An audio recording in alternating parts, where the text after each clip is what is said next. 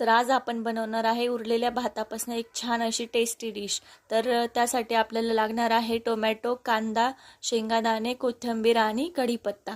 कढाईमध्ये जिरे आणि मोहरीची फोडणी करून घ्यायची, त्यामध्ये शेंगादाणे ॲड करून घ्यायचे आणि त्यानंतर आपण कट केलेला बारीक कांदा छान परतला की यामध्ये कढीपत्ता ॲड करून घ्यायचा आणि त्याला आणखी छान परतून द्यायचं। त्यानंतर ॲड करून घ्यायचा टोमॅटो। तर बघा, त्याआधी माझ्या चॅनलला सबस्क्राईब केलेलं नसेल तर नक्की सबस्क्राईब करा, व्हिडिओला लाईक करा आणि शेअर करा। त्यानंतर चवीनुसार मीठ ॲड करून घ्यायचं, हळद ॲड करून घ्यायची, थोडंसं लाल तिखट ॲड करायचं, काळा मसाला तुमच्या आवडीप्रमाणे ॲड करायचा आणि त्यानंतर थोडासा पावभाजी मसाला ॲड करायचा। याने छान आपल्या मसाले भातला फ्लेवर येतो।